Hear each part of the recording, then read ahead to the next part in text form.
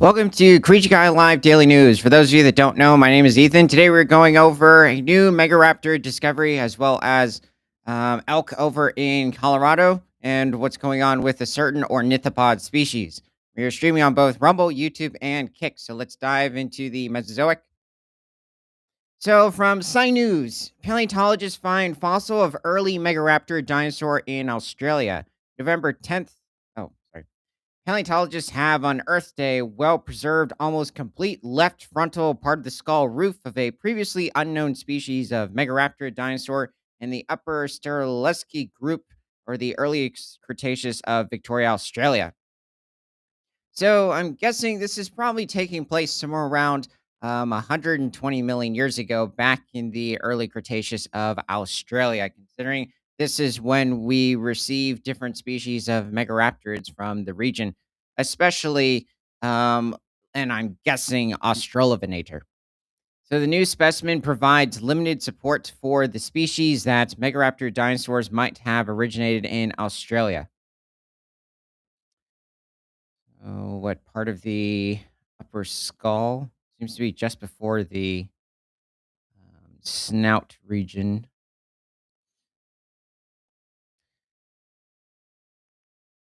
Okay, so Megaraptoridae, family of theropods that lived in different regions of Gondwana during the Cretaceous period. These carnivorous dinosaurs had large hand claws and robust forelimbs, which were usually reduced in size in other large theropods.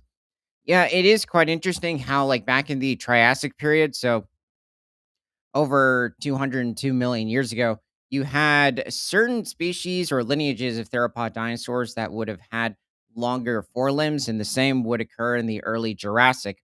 But as the dinosaurs the theropod dinosaurs for the most part became larger, their limbs decreased in size, usually compared to their overall body size. Now, for some reason, when it came to different parts of the Coelurosaur and Megalosauroideae lineage of dinosaurs, you would have certain species. Also the dromaeosaurs and the therizinosaurs, but they're technically Coelurosaurs. Their forelimbs, in some cases, would increase in overall length. And to some extent, you could say musculature, and the same would occur with certain species and their claws. But it is odd how certain lineages of dinosaurs, like the tyrannosaurs, the carcharodontosaurs, and certain lineages of allosaurs, would decrease in size overall. It's a huge mystery. There was something that seemed to have come out recently with a proposed theory of why the tyrannosaurs evolved smaller hands or arms. I haven't looked into it, but I find that very challenging to. I thought it was for tickling. Well, that used to be, a type of theory. I'm not sure if it's still, having a lot of agreement, really just the overall ability to, come into, like, such a contact with one another, especially with the larger tyrannosaurs, it would be quite challenging. Just limited overall arm mobility too. Okay, so, let's bring up another species of dinosaur, the Cedarosaurus, or Cedarosaurus, Cedarosaurus. Yes, it's named after a tree. Many trees.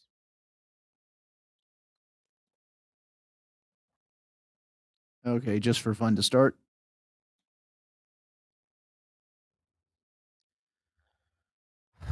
Yeah, this looks like it's more on the lines of a very it's like somebody mixed a Noasaurni ceratosaur with a hadrosauromorph. So, like, almost somebody took the Telmatosaurus of late Cretaceous Hungary, a member of Tomatosauridae, and then combined it with Machikosaurus over in Madagascar, both which lived approximately at around the same time, about 68 million years ago, just in different parts of the world. But this is definitely not a sauropod dinosaur. We are Cedarosaurus is a species of sauropod from the early Cretaceous of Utah. So This is definitely not it. You did have different species of dinosaurs at the time that, like, well, you had a lineage of different types of ornithopods or smaller iguanodontids in North America at this point. So this would have taken place somewhere between like 120 to 125 million years ago. This is likely a representation of Cedarosaurus. It's from Dinosaur Revolution, but there are quite a few issues with this model or all these different individuals. The legs are far too thin compared to their body size. There are certain brachiosaurs that tend to be depicted as having much, um, like less dense leg structure compared to certain other species, especially earlier brachiosaurs like Giraffatitan and Brachiosaurus. Probably not so much with like Sauroposeidon, but Sauroposeidon would occur later into the Cretaceous. If this is Cedarosaurus, this is a slightly bit of a better representation of the animal. They have much more brachiosaur-like structures. But Cedarosaurus could probably reach somewhere around 65 to 70 feet in length, possibly even longer, or pushing between 20 to 23 meters, and probably weighs somewhere around 25 to 30 tons. So it was definitely a medium-sized species of sauropod dinosaur, at least when it came to also the weight. These guys look like they're having fun. Yeah, it's very possible in certain floodplains, or you could have even shallow lake regions. These animals are probably not visiting the coast very often, but it's definitely possible. We have found many different lineages of ornithischian and sauropod dinosaurs along the coast. Question is, what were they doing there? Um, but yeah, I guess you could say it somewhat resembles certain congregations today in different parts of the world, especially during the wet season. Okay, are these guys sleeping or dead? Well, this probably wouldn't have occurred, but no, I think they're supposed to be sleeping. But yeah, the one in the center looks a little concerning. It's a bit challenging to see if maybe he just has a snoring issue, or that's certainly possible. Now, it is interesting is that they added, I can't tell if those are necessarily osteoderms or feathers to the back of their neck. There are very few reconstructions with sauropods having feathers. I think they were occurring at one point a few years back, but I could be also just mistaking them for very long osteoderms. Okay, this one's fun. Oh, yeah, this guy. I always wondered what he was supposed to be. Maybe is a Cedarosaurus. Oh, is that supposed to be a Utah raptor? I mean, if this is the case, I might be a bit off on the timing. So it could be between like 120 and 135 million years ago with Cedarosaurus, because 135 million years ago is when you had the large Utah raptor roaming the western United States, especially Utah. And this animal also would have hunted different species of iguanodontids in the region, but also likely going after smaller sauropod individuals. But these animals were likely capable of going after even the medium sized Cedarosaurus individuals, considering how powerful these animals were. These were not necessarily lightly built compared to many lineages or many species of the Dromaeosaur group of Coelurosaurs. Also going after different species of nodosaurs like Gastonia in the region too. Utah was bountiful with different species of saurischians and ornithischian dinosaurs during the early Cretaceous. It would continue into the later part of the period as well, but so far it just doesn't seem to be as bountiful with life as during the early Cretaceous. It also is very likely that Cedarosaurus was a herd animal, like many species of other sauropods, especially the titanosaurs, different species of diplodocids. Brachiosaurs in general, if I didn't mention, we don't find many individuals alongside one another. And even when it comes to footprint preservations, it tends to be of like the diplodocids, titanosaurs that we find more footprints of.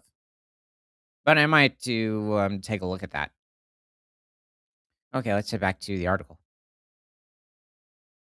So, the Australian Cretaceous non avian theropod record is poorly understood when compared with that of most other continents, as it almost exclusively comprises isolated postcranial remains.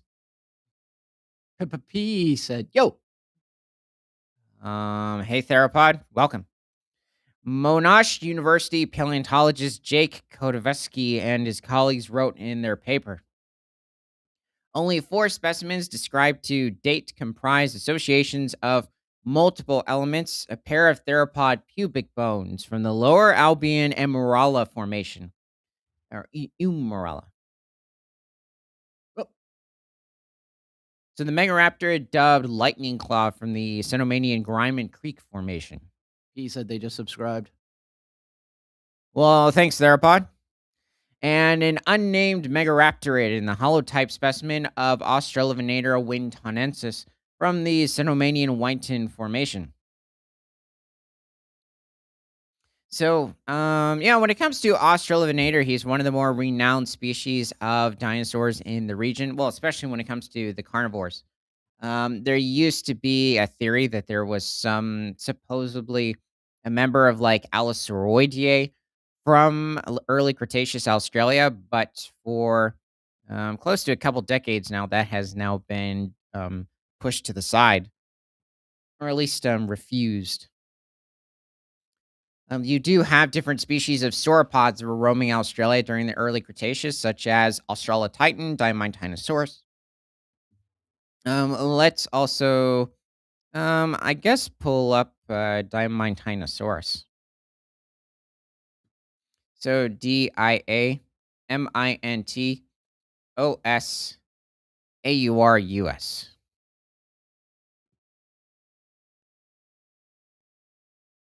It's Diamantins. Is that right? Possibly.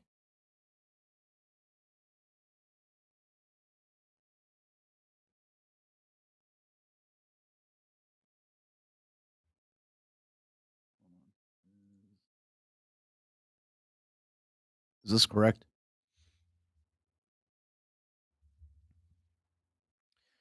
Yep, that's him. He was used for another, I think, under Alamosaurus he showed up. And I just remember looking at or seeing the picture and thinking, I swear this is from like another part of the world. It's from another group of sauropods.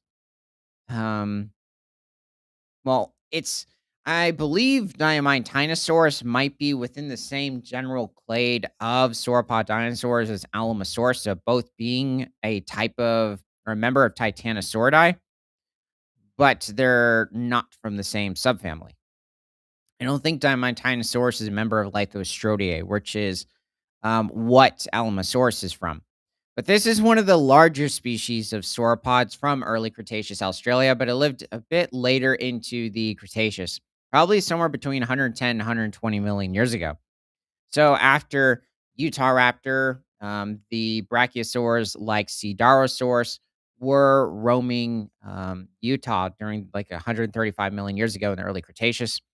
So this animal could reach somewhere between also 60 to 75 feet in length, or pushing between like 18 to 25, 26 meters, and probably weighed somewhere around 30 to 40 tons.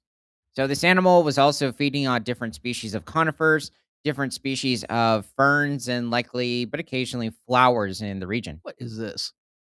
Oh, yeah, that's from the documentary further back in the early 2010s, I think. Yeah, not a lot of effort was put into these titanosaurs, Looked like and it never stopped eating. yeah, the neck is far too short compared to its body size. The head is immense. Sauropods had some of the smallest heads compared to their body size of any lineage of dinosaur. And then there are the stegosaurs as well. Technically, nodosaurs and ankylosaurs didn't exactly have large heads, but more so the nodosaurs were quite small. This guy looks confused. Yeah, this is slightly better, but it almost resembles the neck and facial structure of like a certain diplodocid. It's more of like on the lines of Brontosaurus and Apatosaurus from late Jurassic Utah, Colorado, Wyoming, Montana. But when it comes to Dimintinosaurus had a bit of like a more ovalish um, sort of just wider type of a skull structure. And you could say in some cases, it also was like mixed in with like a Chimerasauromorph sort of a skull structure too, but very distantly related to the Chimerasaurs.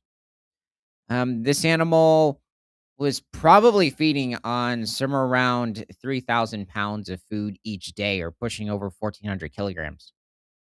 Now, Australovenator was definitely not a threat to the full grown individuals, but it likely hunted if it also hunted in packs, smaller and possibly even medium sized individuals. When it came to the early Cretaceous period, the Megaraptors were probably one of the most dangerous groups of predatory dinosaurs to exist. You did have different species of Carcharodontosaur evolving or other members of Allosauridae, and even the megalosaurs as well. But usually, animals like the Spinosaurs would be focusing on fish or smaller dinosaurs like iguanodontids. But it is possible for them to even go after smaller sauropods, considering sauropods usually, at least so far with what we've seen on preserved skin remains, aren't heavily armored. This reconstruction seems to actually cover the Diamantinosaurus in an array of osteoderms. Now, maybe we have found certain skin impressions of Diamantinosaurus with like preserved armored osteoderms. But also this reconstruction looks very diplodocid like. So that's also a mystery. Okay, let's head back to the article. So, three of these four specimens have been referred to the Megaraptoridae, the group of theropod dinosaurs to which the vast majority of diagnostic theropod remains in Australian mid Cretaceous dinosaur assemblages can be referred. The new Megaraptorid specimen was unearthed at the locality of Shack Bay of the Lower Cretaceous Upper Strzelecki group, informally known as the Wanthagi Formation in Victoria, Australia. The find was made by Michael Cleland of the volunteer organization Dinosaur Dreaming in 2007. So the fossil dates back 120 million years old and improves the limited record of Cretaceous Australian theropod skull remains. So this is definitely earlier compared to different species of Australian ornithopod dinosaurs such as Matabarosaurus and Lianosaura, which were existing somewhere between 106 to 113 million years ago. So those elasmarian um, iguanodontids had not evolved yet. It also provides limited support for the hypothesis that Megaraptoridae might have originated in Australia. The specimen constitutes the first non mandibular cranial element from a non avian theropod to be reported from Australia. Um, oh, that's actually really good to hear. I guess you could say that just overall, when it comes to theropods, they're not very common to find over in Australia. It's like it's in Antarctica, which you might not be too surprised when Antarctica is mentioned as not being very common for, especially early Cretaceous dinosaurs. Um, the early Jurassic of Antarctica does actually host a few different species of dinosaurs, especially when you're referring to over 190 million years ago. And you have animals like, I believe, Massospondylus and Cryolophosaurus showing up on the continent. And then even later into the early Cretaceous, as well as the early late Cretaceous, you have different species of theropod and ornithischian dinosaurs occurring in the region too, not including the different species of marine reptiles that have been preserved off the continent too. So it represents the geologically oldest Megaraptorid skull element worldwide and emphasizes the prevalence of this theropod group in the mid Cretaceous of Australia. The results of our analyses support referral of this specimen to the clade Megaraptoridae. Let's see. Trying to think. Okay. Let's bring up hmm, Gastonia. Why does that sound like a country? Gast Onia.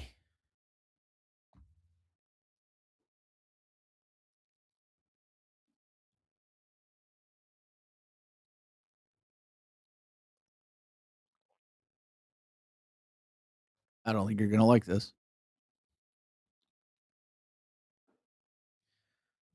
So this would have taken place about 135 million years ago over in Utah. And this is a very oddly reconstructed Gastonia. I'd say it looks nothing like a Gastonia. Not even the armor on its the upper part of its body is similar.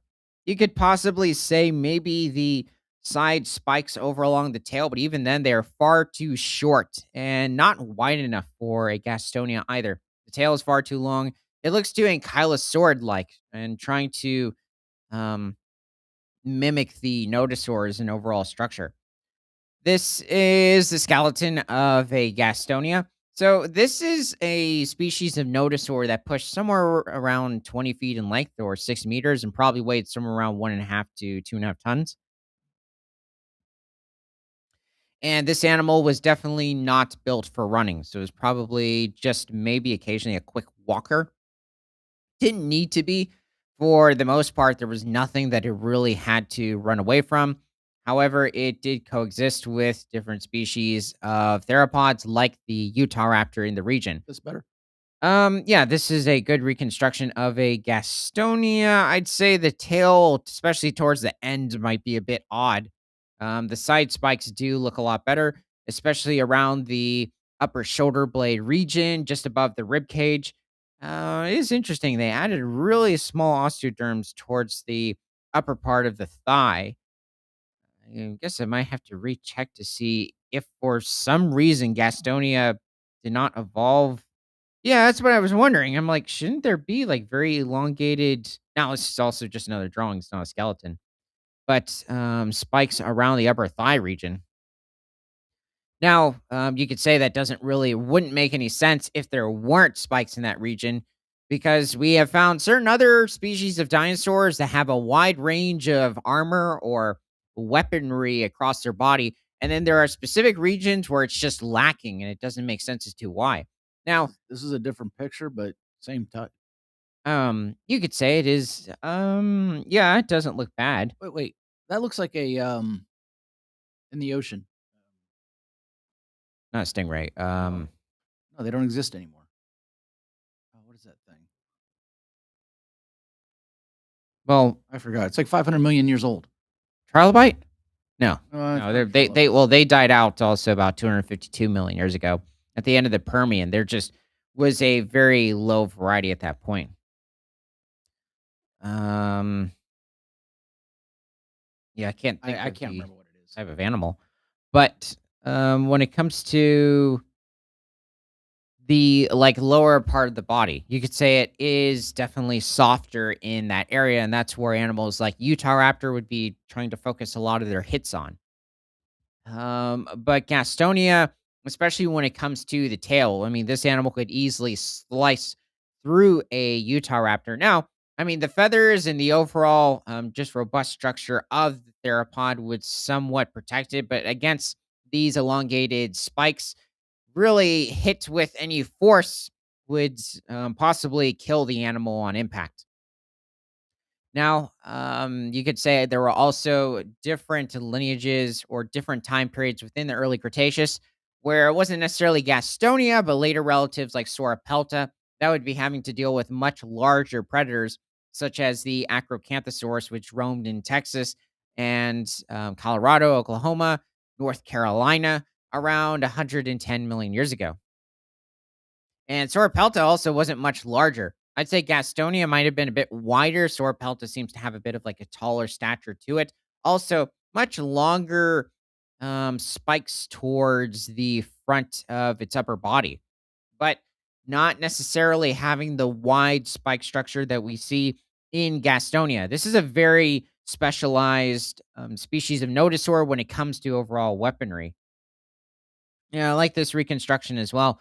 Also, when it comes to the nodosaurs, it's at least from the top of the skull, but maybe it's something to do with Gastonia in general. but it has a bit of an ankylosaurid sort of a trait. Now, technically, the nodosaurs or members of Nodosauridae and Ankylosauridae are both members of the Ankylosaur lineage, which first evolved back in the late Jurassic. They weren't as heavily armored. And beforehand, you had the Eutherians first evolving somewhere around 201 million years ago at the beginning of the Jurassic. Okay, let's head back to the article. So, however, additional Megaraptorian cranial remains will be required to clarify both the phylogenetic position of the species and the interrelationships within Megaraptora.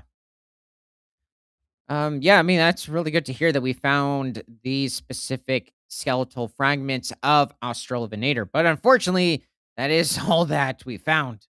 But that does occur with a wide variety of different types of dinosaurs. Okay, let's head forward into these. No, possibly further back into the Mesozoic. It's a bit of a question.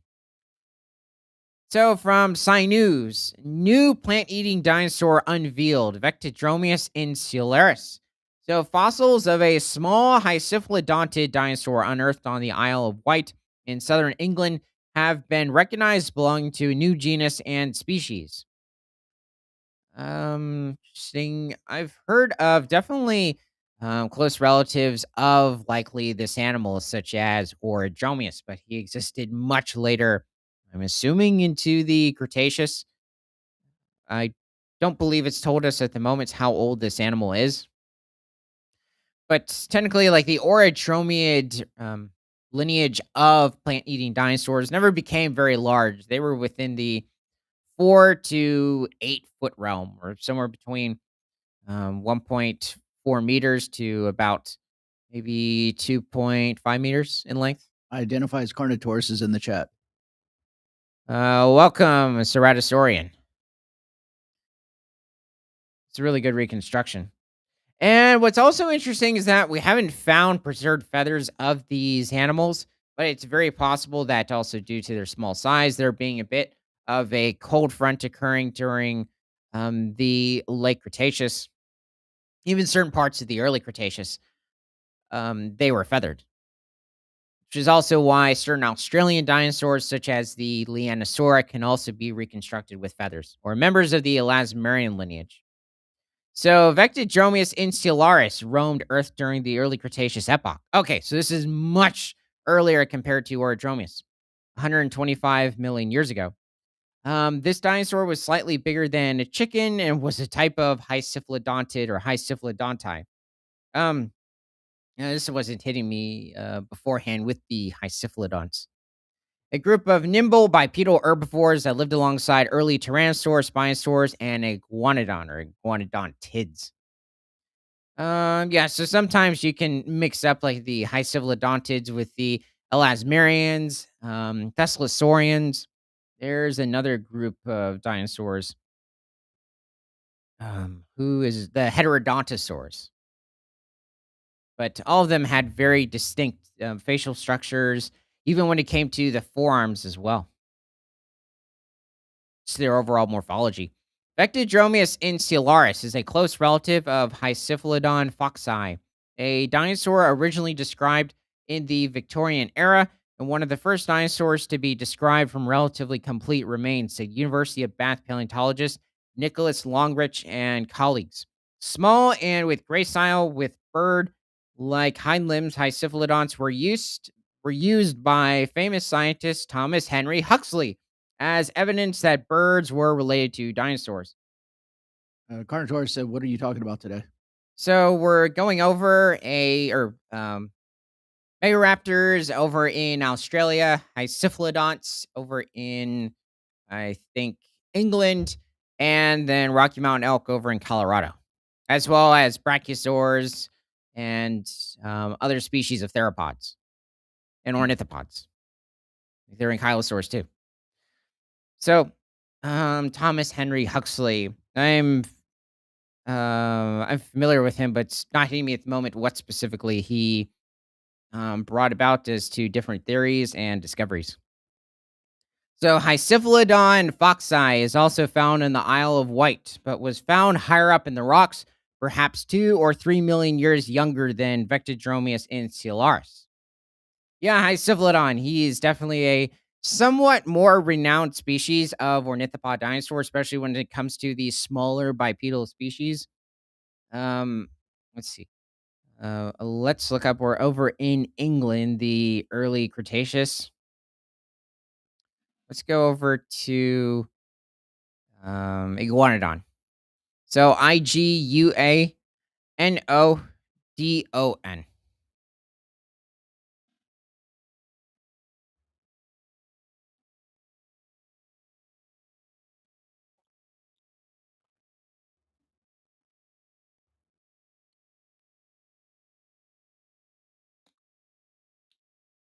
Is this it? It's a model. It's not a toy, right? Yeah.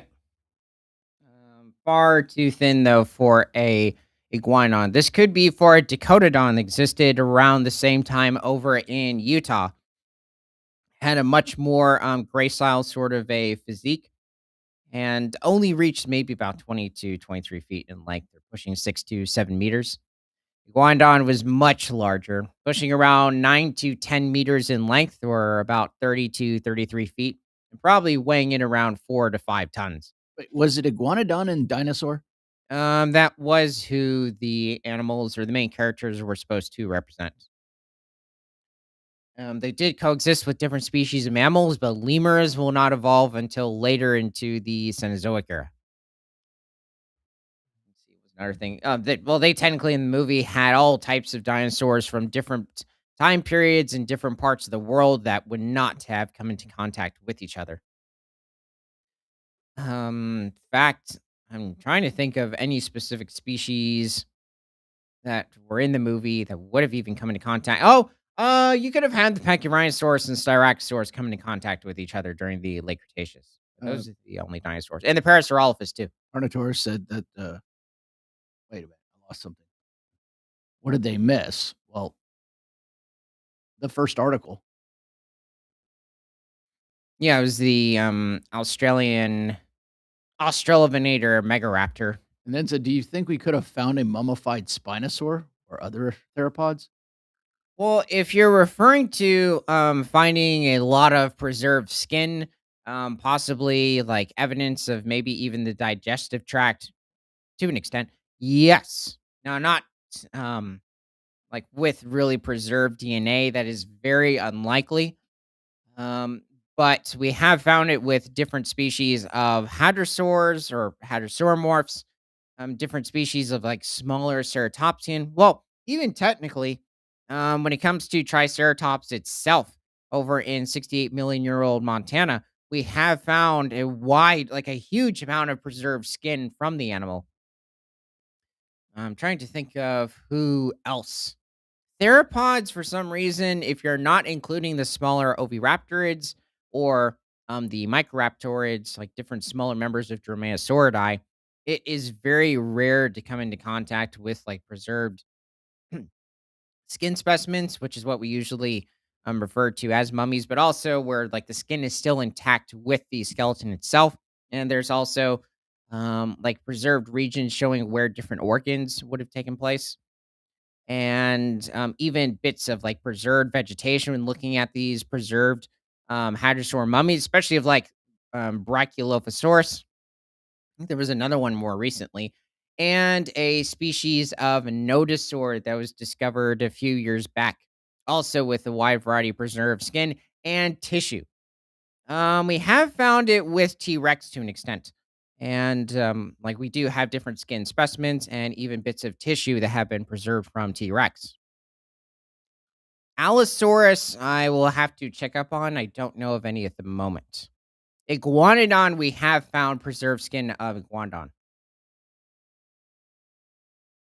So, this animal was existing over in England, different parts of Germany, Switzerland, Belgium, Spain, France, about 135 million years ago. It was the predecessor to the hadrosaur lineage that would evolve later into the late Cretaceous period, about 82 million years ago. Also, many different members of the hadrosauromorph lineage, and as well as the Lasmarians. You know where Do you know where Dilophosaurus lived? Sorry, Dil- Carnotaurus. So, Dilophosaurus existed over in Arizona around 190 million years ago. So, around the same time as Cryolophosaurus was roaming Antarctica, and was close to around the same size as Cryolophosaurus, possibly slightly heavier, but it's pushing about 20 feet to or 6 meters and probably weighed close to a ton or pushing 2,000 pounds or about 950 kilograms. It's possible there might have been a fossil in Colorado, but I believe we only found specimens, well, three specimens of Dilophosaurus in Arizona. It's not a common dinosaur, but we have found complete skeletons of this individual. So, um, let's see. Dilophosaurus lineage, the Dilophosauridae, also had a relatively short reign, and there do not seem to be many species within the family, which is interesting. It does belong to overall like Avitheropoda and Neotheropoda, as with many most species of theropod dinosaurs, but it's just one of the earlier species that evolved.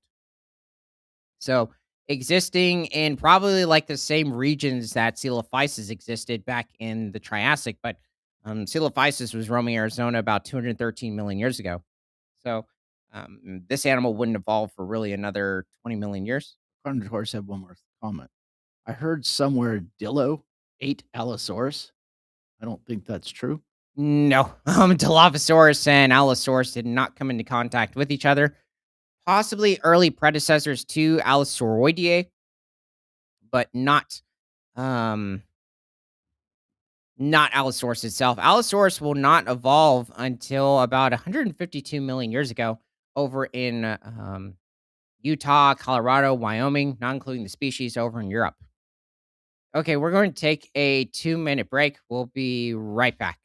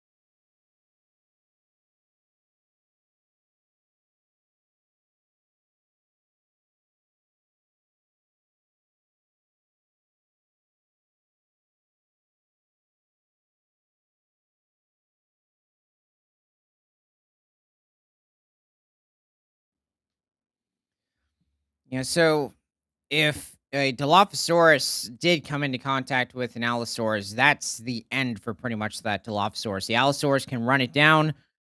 I mean, it's possible that Dilophosaurus might have been slightly quicker than Allosaurus, but um, you were talking about, especially if you're looking at Allosaurus fragilis, not even Allosaurus anax, an animal weighing about maybe 2.5 tons.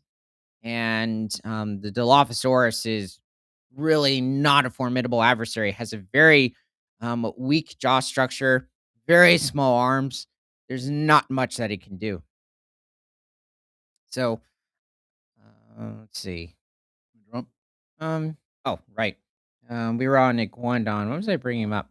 Oh, okay. So we were talking about that early or that ornithopod from 125 million year old England. So this was around 8 to 10 million years before Vectodromius would have evolved.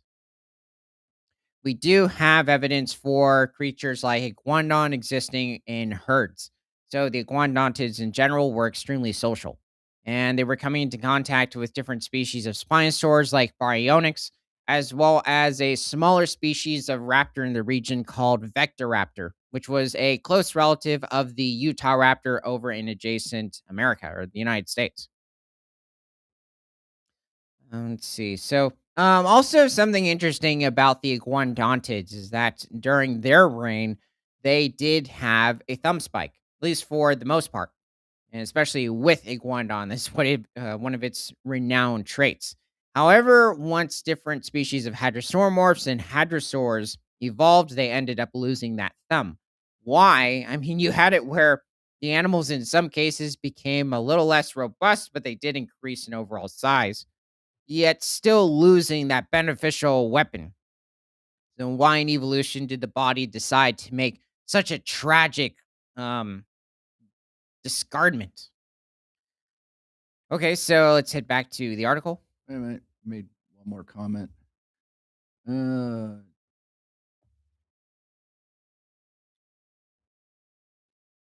a minute. I don't know who that is.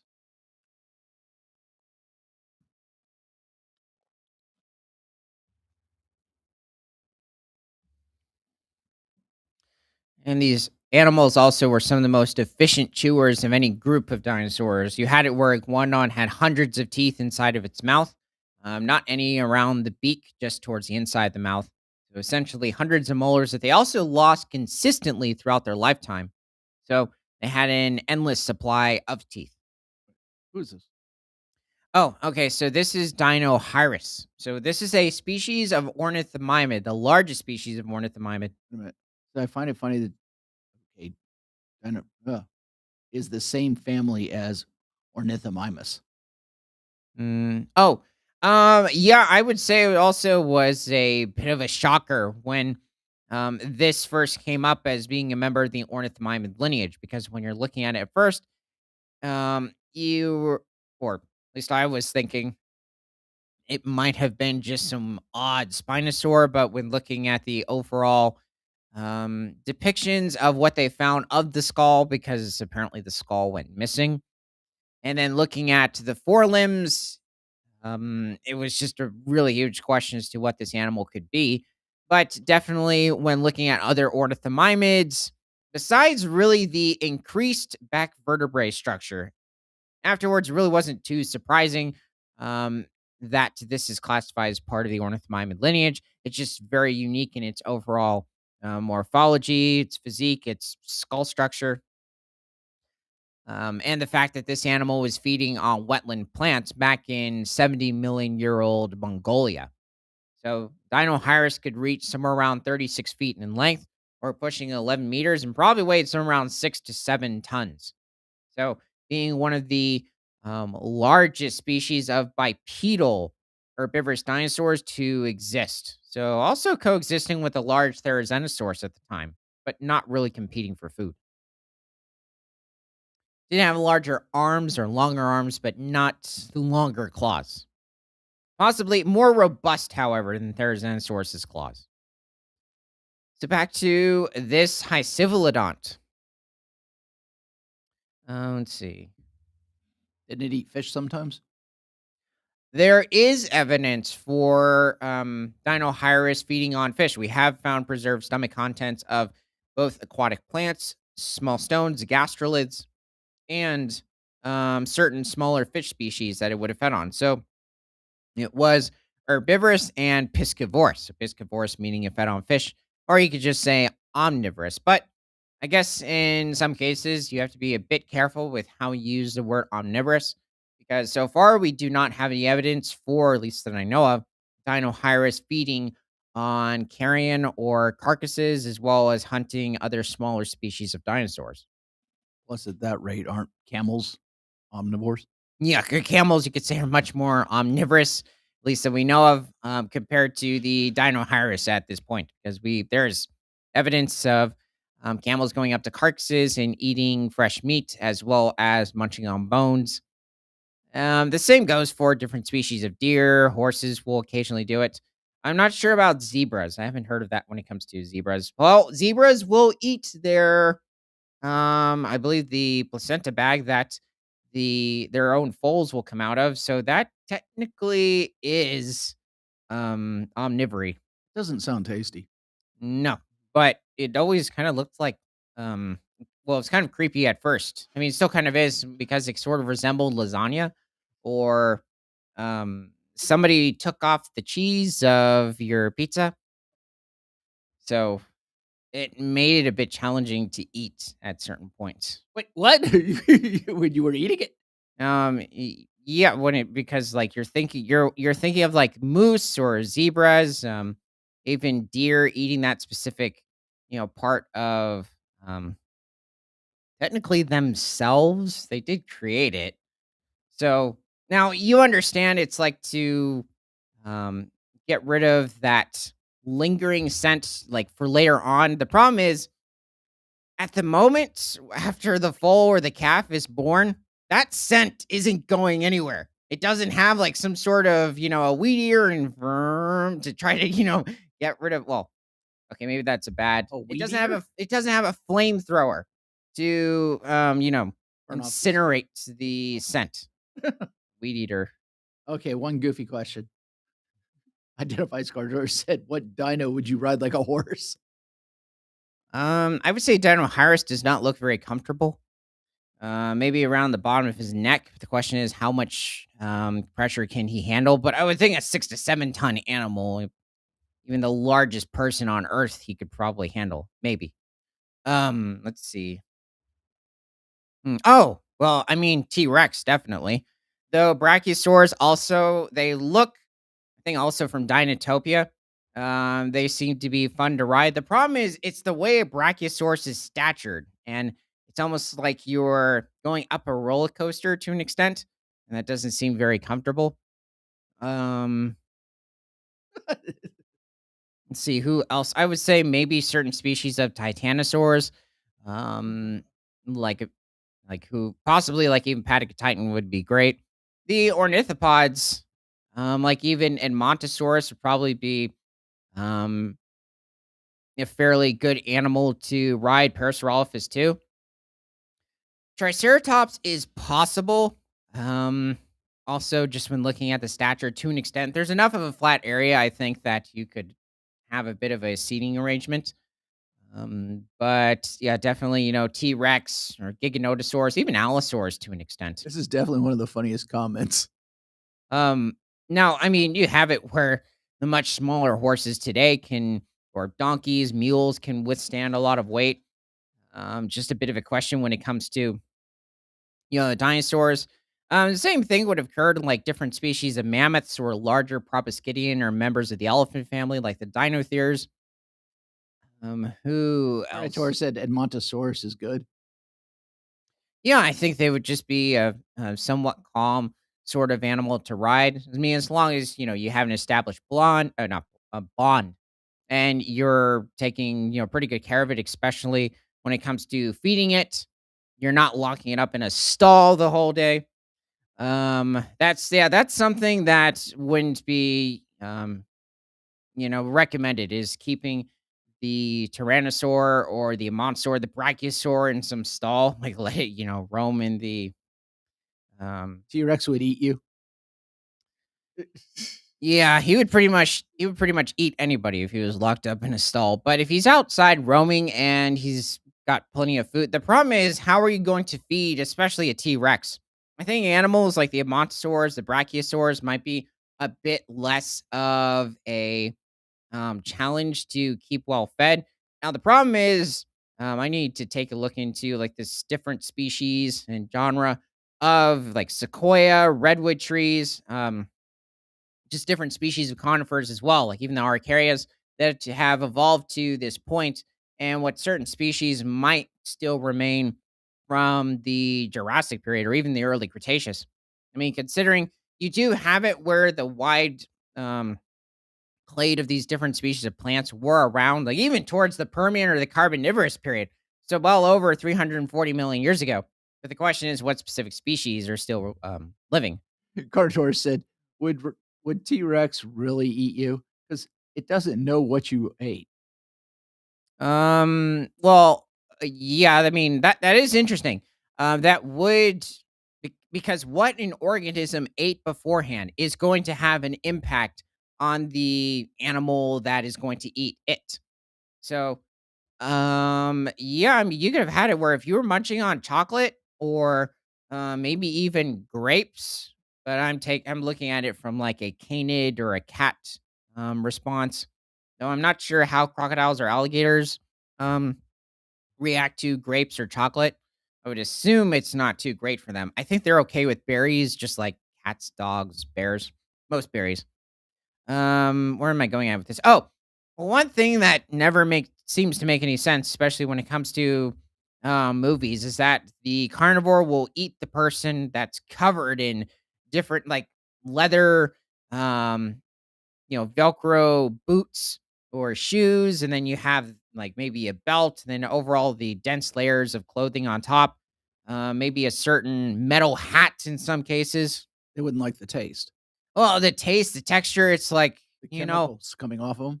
huh? The chemicals coming off of them. Oh yeah, the chemicals too. That would be a huge burst of toxic flavor.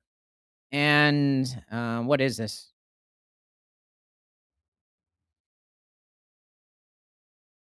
No, well, what I meant by what is this is like specifically the just overall, smell and taste, but that wouldn't really make any sense. And I think also when it comes to people, and if it were to come into contact with a person, it looks like a mammal, or it kind of smells like a mammal to an extent.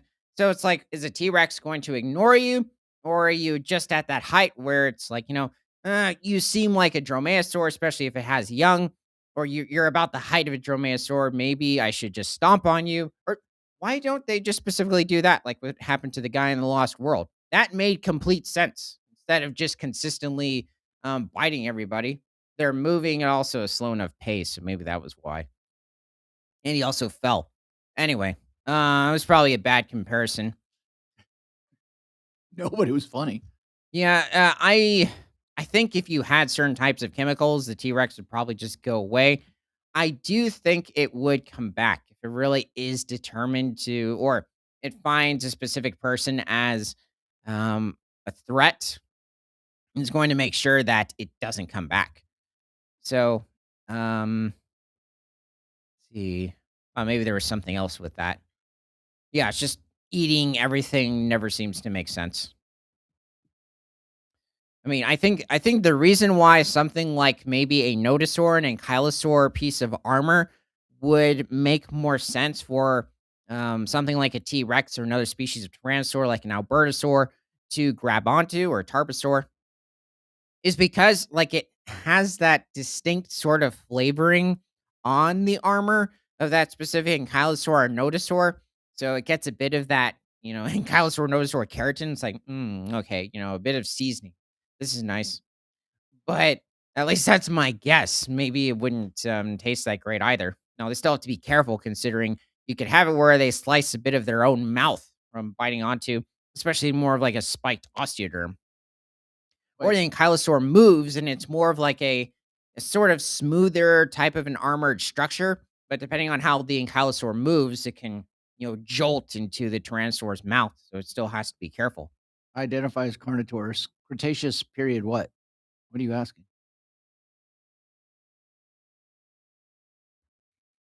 Okay, so I guess I'll just head to the article. Where were we? Okay, so Vectodromius insularis differs in details of the hip bone, suggesting it's a closely related but distinct species. A partial skeleton of a juvenile Vectodromius insularis was found in the lower part of the Wessex Formation at Sudmore Point on the Isle of Wight, a diamond shaped isle with an east west long axis of approximately 37 kilometers and a north south axis of 21 kilometers. So, this exciting new find is the latest in a line of new discoveries from the Isle of Wight, said Dinosaur Isle Museum paleontologist Martin Munt. Let's see. So the new species is the second member of the Hycephalodontida family to be found on the island.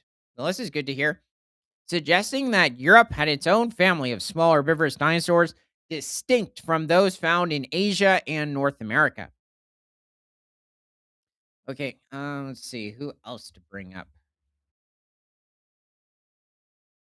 Um, oh, oh wait, no, we already brought up that guy. Trying to think. Oh, you know what? Let's bring up Vectoraptor. Vectiraptor.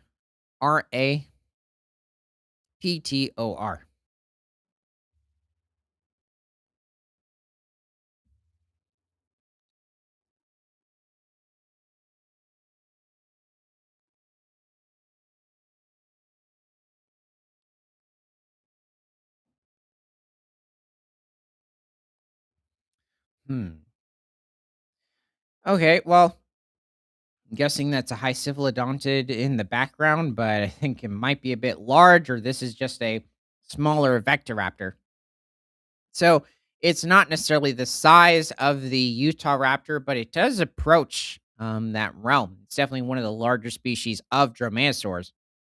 So Vectoraptor reached somewhere around 12 to 15 feet in length and probably weighed somewhere around 800 pounds.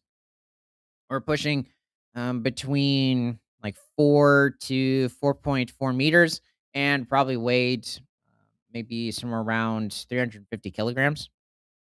So this animal was likely preying on the different species of iguanodontids in the region, possibly iguanodon itself, but maybe smaller individuals. But this was still a very powerful species of dromaeosaur. Wait, why is this one so small? Um, his skull structure definitely seems to be a closer resemblance to Vectoraptor. It's a bit more longer and narrow, and then when comparing it to Utah Raptor, it's not necessarily short, but it's definitely very robust. But the overall physique, I wonder if it's supposed to represent maybe a younger individual. Also, his toe claws are rather short. Yeah, I'm wondering if it's just supposed to be a younger Vectoraptor. Oh yeah, this is funny. Yeah, that is a somewhat realistic specimen of a Vectoraptor. Um,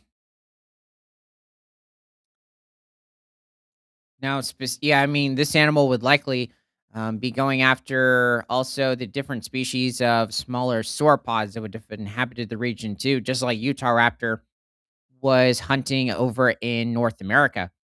Yeah, but this animal, when it comes to people, there's really nothing that person could do today. Um, Also, when it comes to even different species of mammalian carnivores, the Vectoraptor would just overtake them. And this is also why animals like Iguanodon had those distinct thumb spikes, is to defend themselves against the Vectoraptor, because it's very likely that this animal was also hunting in groups.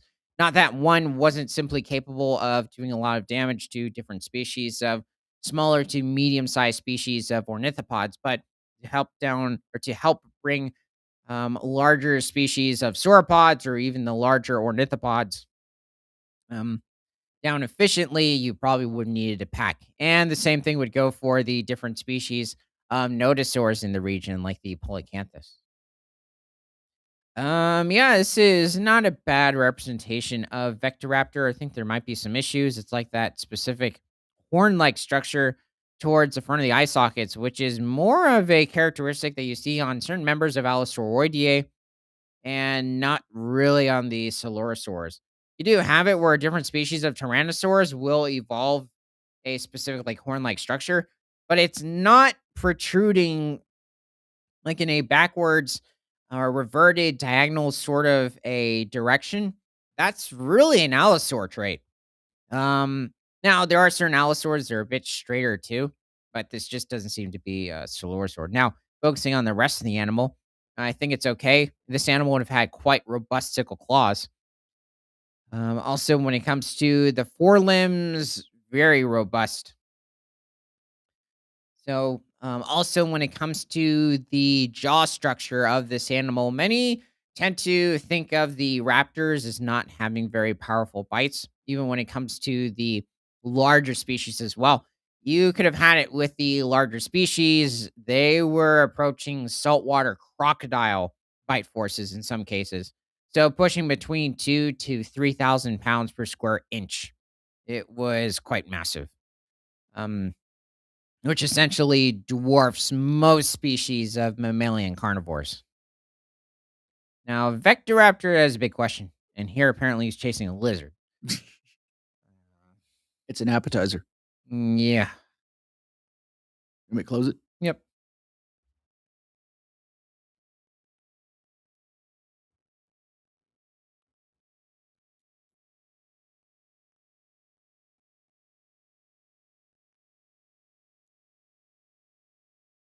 Vectoraptor might have been in like the 400 to 800 pound realm. So maybe that was just the upper limit of its weight, pushing like 180 to 350 kilograms. So back to the article. We had a curious situation where one of the first dinosaur families to be recognized had just one species, and now we have two.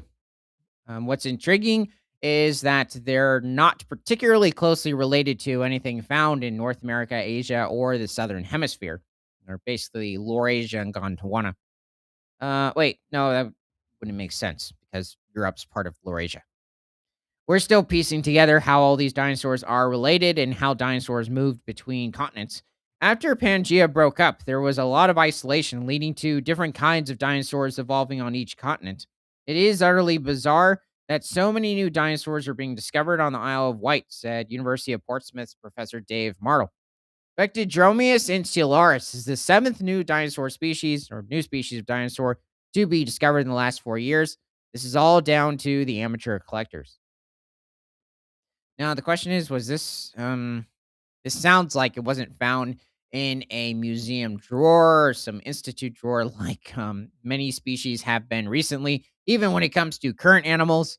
So, or prehistoric mammals as well. This is good to hear. We finally have something where it's coming from the sediment itself in the fossil formation. Okay, well, this is really good to hear about this Hycephalodont. Let's head forward to the Cenozoic era. So, from the Denver Gazette.com, first elk seen crossing newly constructed wildlife overpass.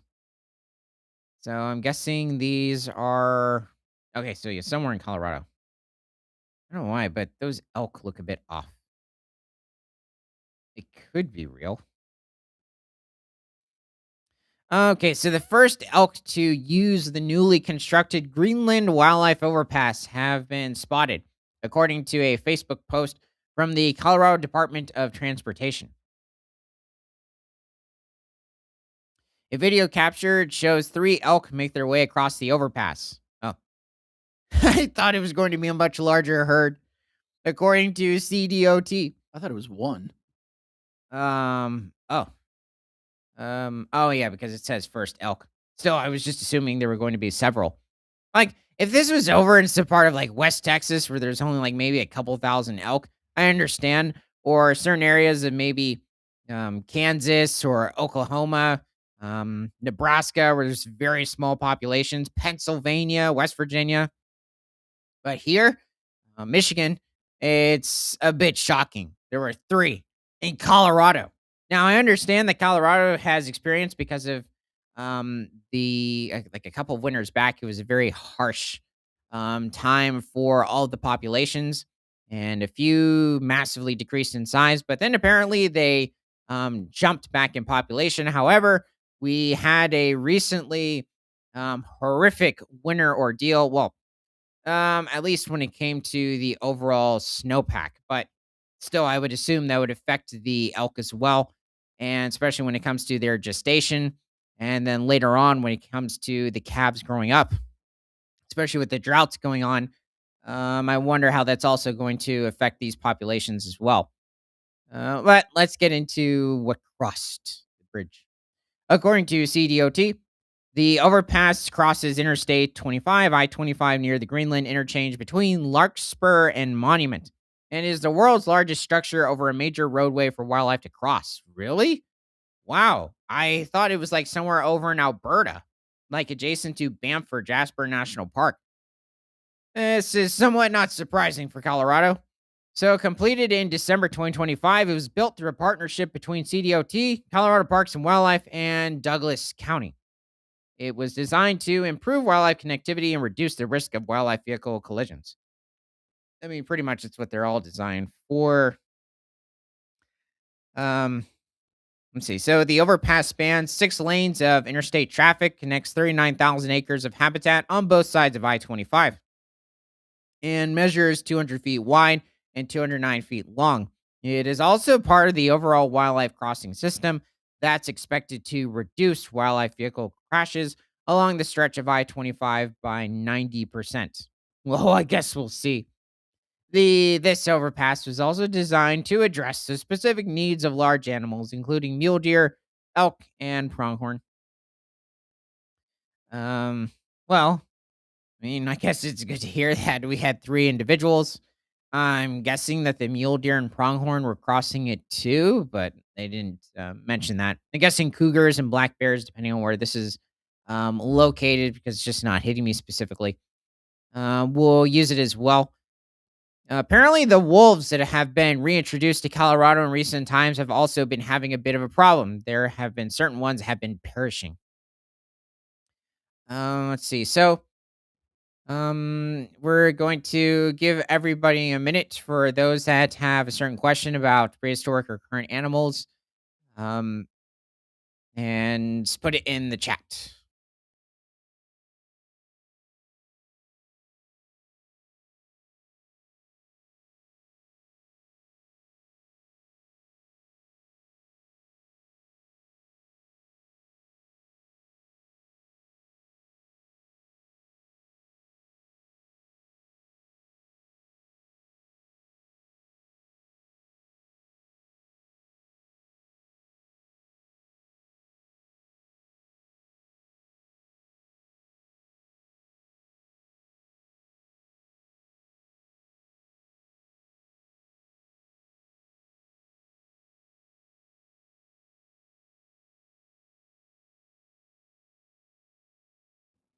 By the way, something just hit me.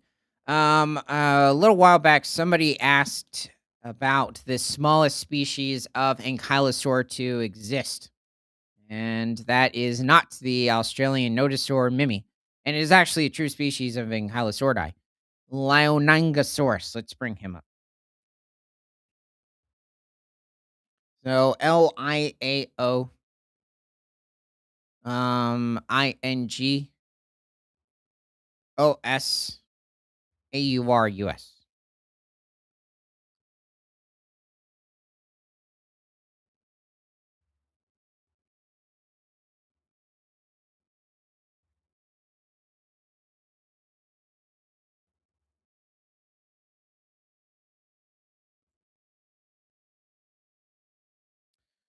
Okay, so yeah, here we have one of the earliest species of Ankylosauridae to exist. I think I might have said beforehand that Ankylosauridae first evolved with the ceratopsids and the hadrosaurs. That is not true. This lineage of dinosaurs has actually been around for a much longer period of time, about 122 million years ago. And these animals were around the same time as different species of Rebbachisaurids and certain earlier relatives of Saltosaur theropods over in Africa, South America, and different parts of Asia.